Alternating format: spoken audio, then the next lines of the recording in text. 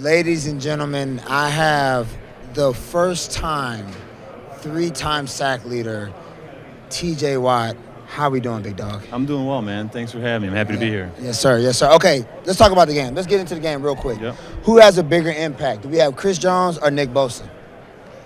I mean, that's a huge question. I think it's going to be decided on game day. Whoever has the bigger game, obviously, is going to affect the game the most and probably give their team the best chance of victory. Yeah. Both those guys have had an incredible year, though. Yeah. Who would you predict that's going to win the game this week?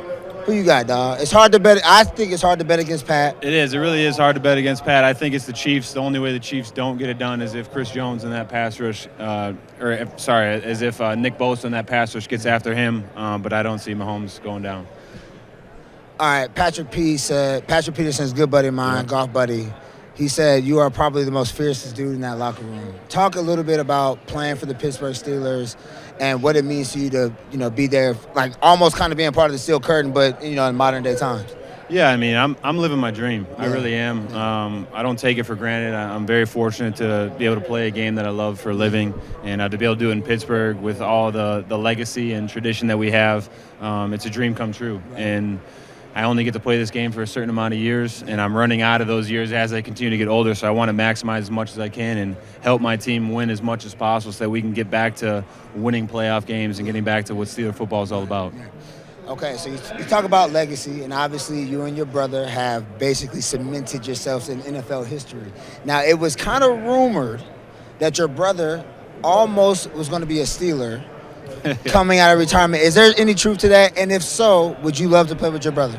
I would love to play with him, obviously. I think that ship has sailed at this point. But, we were trying to get it done. I mean, it was a situation where I think he wanted to handpick where he wanted to go if a team was going to be in playoff contention and show positive things. And it didn't end up happening for us. But I'm happy. I'm sure he's happy looking back now that he's healthy and he doesn't have to worry about all the soreness of coming back in the season. Right, for sure. So let's talk about the Steelers season. Obviously, it started off a little bit rocky, but y'all, towards the end of the season, y'all were balling. You made it to the playoffs. Talk a little bit about the resiliency that you had in y'all's locker room to just make that happen. Yeah, I mean, Mike T is incredible. He's a phenomenal motivator, never too high, never too low, always very even keel.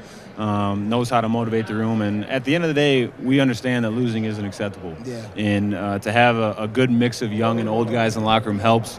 To be able to galvanize and turn the season around like we were able to. But at the end of the day, it wasn't enough. And we need to get back to the drawing board. We need to improve on the things we need to improve on, but also build on the things that we did well and move into next season. Yeah. All right, so you spoke about Mike T. I've heard a lot about Mike T, but what do you say to fans and the people that are critical about him and wanting him out of Pittsburgh? Oh, I mean, it's a little crazy to me just because I see all the work behind the scenes. I see how much he wants it. I see just the way that he motivates us. I mean, how he can relate to a guy from Wisconsin versus a guy from Florida or Texas or all different types of backgrounds. It's a skill to be able to relate and motivate guys like that, and he's been doing well for a reason. He's the best, man. Are you the best defensive player in the league? That's a subjective question, man. That's for you to answer, not for me to answer. I think you are. I appreciate that. Nobody's done it. I mean, your brother's been here doing his thing he was playing for a long time, but nobody has ever said, I've led the league in sacks 3 times. I appreciate it. So I will give you that for sure. I appreciate it. Okay, so you're here with USAA. Talk to us a little bit about your partnership. Yeah, I partnered with USAA, the official NFL Salute to Service partner, to give Staff Sergeant Adam Alexander and his father-in-law 2 tickets to the Super Bowl this weekend. He was over fighting for our country in Afghanistan. He was struck by enemy sniper fire, and he was only given a 5% chance to live. And he overcame those odds. He's back in Oshkosh working with veterans on a daily basis, and I'm just so excited to meet him tomorrow and other veterans and military members and guests in the USAA lounge, and just to show my appreciation.